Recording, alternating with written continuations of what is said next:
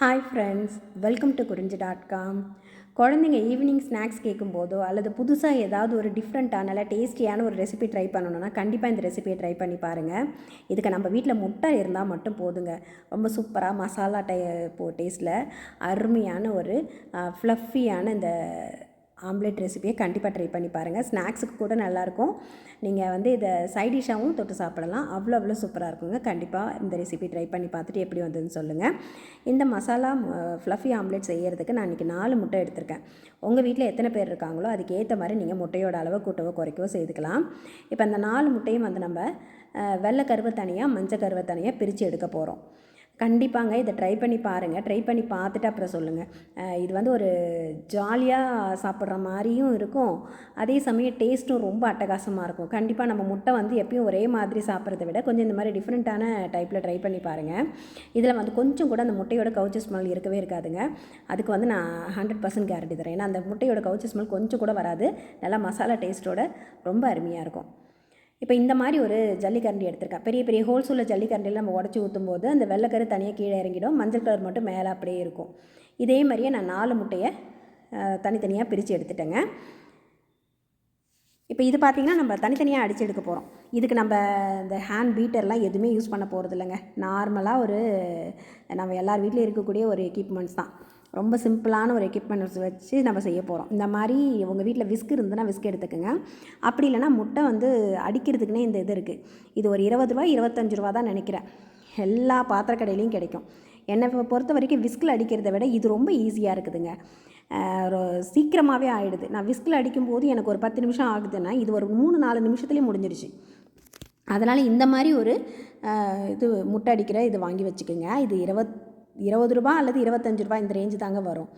இது இருந்ததுன்னா போதும், நீங்கள் அடிக்கடி இந்த ரெசிபி ட்ரை பண்ணலாம். இப்போ பாருங்கள், ஒரு 3 நிமிஷம் கூட இல்லை, ஒரு 2 நிமிஷத்துலேயே சூப்பராக அந்த ஃப்ளஃபியாக வந்துருச்சு பாருங்கள்.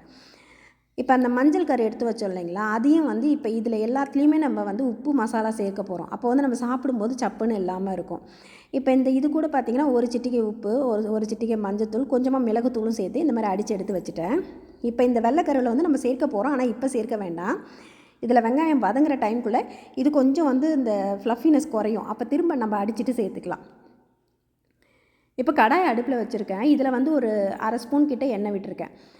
எண்ணெய் நல்லா சூடானதும் கொஞ்சமாக ஒரு 1/4 ஸ்பூன் கடுகு சேர்த்துட்டு, கடுகு நல்லா பொரிஞ்சதுக்கப்புறமா 2 வெங்காயத்தை நீளமாக மெலிசாக கட் பண்ணியிருந்தேன்.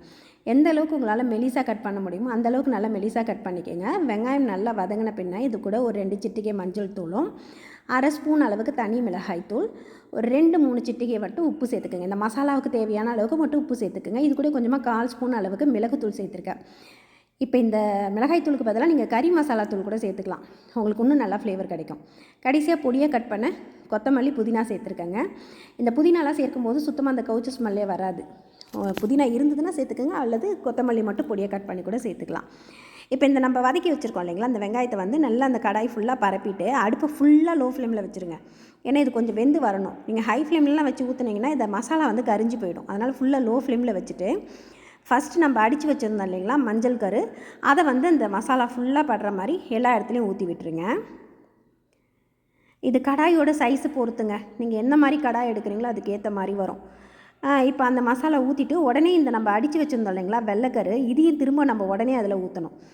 இப்போ இந்த வெங்காயம் வதங்கிறதுக்குள்ளே இந்த வெள்ளைக்கரு பார்த்திங்கன்னா கொஞ்சம் ஒரு மாதிரி தளர்வாக இருக்கும். திரும்ப இதை ஒரு 2-3 தடவை அடிச்சுட்டு இது கூட அந்த டேஸ்ட்டுக்காக அந்த ஸ்டப்புன்னு இல்லாமல் இருக்கணும் இல்லைங்களா, அதுக்காக இது கூட ஒரு 1/4 ஸ்பூன் அளவுக்கு மிளகுத்தூளும், இந்த முட்டைக்கு தேவையான அளவுக்கு மொத்தமாகவே ஒரு அரை ஸ்பூன் அளவுக்கு உப்பு தாங்க எடுத்துருப்போம். அதை நம்ம பிரித்து சேர்க்குறோம். மசாலாவுக்கு தனியாக, வெள்ளைக்கருக்கு தனியாக, மஞ்சள் கருக்கு தனியாக, அந்த மாதிரி சேர்த்துட்டோம்னா டேஸ்ட்டு நல்லாயிருக்கும் சாப்பிடும்போது. இப்போ இது கூட ஒரு 2 சிட்டிகை அளவுக்கு உப்பும் சேர்த்துட்டு நல்லா அடித்து எடுத்துகிட்டு, இப்போ இதில் இந்த மாதிரி நீங்கள் ஒரு பீட்டர் இருந்தால் போதுங்க. கேக்கு கூட சூப்பராக நம்ம வீட்டிலே செஞ்சிடலாம் போலக்குது. எனக்கு இது இப்போ தான் நான் வாங்கி யூஸ் பண்ண ஆரம்பித்தேன். இது வரைக்கும் நான் அந்த விஸ்க் வச்சு தான் அடிச்சிட்ருப்பேன். அது கொஞ்சம் டைம் எடுத்துது. ஆனால் இது பார்த்திங்கன்னா ரொம்ப குயிக்காக சீக்கிரம் ஆகிடுச்சிங்க. இப்போ இந்த மஞ்சக்கரு வேகிறதுக்கு முன்னாடி நம்ம அடித்து வச்ச வெள்ளைக்கருவி சட்டுன்னு அதுக்கு மேலே எடுத்து வச்சுருங்க. இப்போ பாருங்கள் எப்படி வந்திருக்கு பாருங்கள். இந்த கேக் செய்யும் போதெல்லாம் திருப்பி கவுத்து காமிப்பாங்க பாருங்கள், கீழே விடாமல் இருக்குமே, அந்த மாதிரி ஒரு நுர மாதிரி வந்திருக்கு பாருங்கள். இது இந்த மாதிரி இருக்கும்போது இது நல்லா அந்த கடாயில் விட்டுட்டு ஃபுல்லாக சமன்படுத்தி விட்டுக்குங்க. எல்லா பக்கமும் இருக்கிற மாதிரி சமன்படுத்திக்கோங்க. இது அவ்வளோ ஃப்ளஃபியாக இருக்கும், நல்லா டேஸ்டியாக இருக்குங்க. கண்டிப்பாக இந்த ரெசிபி ட்ரை பண்ணி பாருங்கள். ஒரு ஈவினிங் டைமில் ஒரு ஃபன்னாக ஒரு சூப்பரான ஒரு ஸ்நாக்ஸ் சாப்பிட்ணுன்னா கண்டிப்பாக இந்த ரெசிபி ட்ரை பண்ணி பார்க்கலாம்.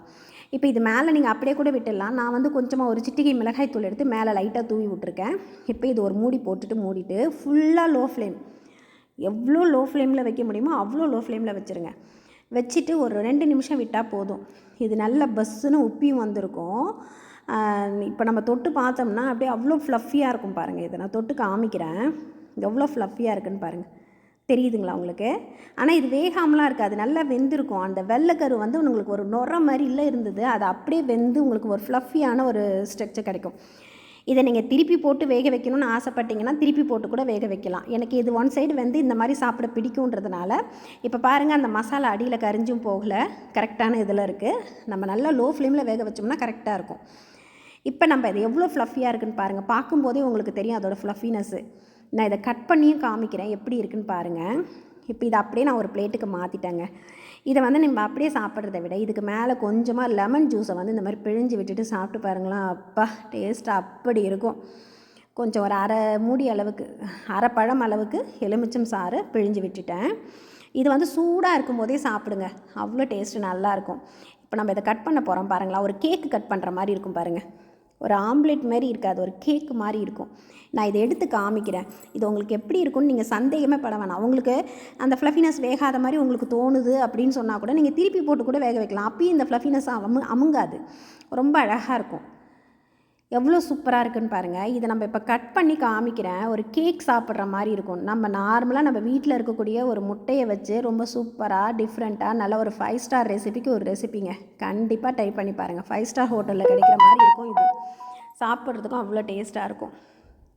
இதை விட்டால் ஒரே ஆளே இந்த ஃபுல் ஆம்லேட்டும் சாப்பிட்றலாம், அந்த அளவுக்கு சாப்பிட்டுக்கிட்டே இருக்கும். ஒரு நமக்கு வந்து சாப்பிட்ட ஒரு ஹெவி ஃபீலே வராது, அவ்வளோ சூப்பராக இருக்கும். கண்டிப்பாக நம்ம வீட்டில் நார்மலாக ஆம்லேட் சாப்பிடுவோம், ஒரு முறை இந்த மாதிரி செய்து பாருங்கள்.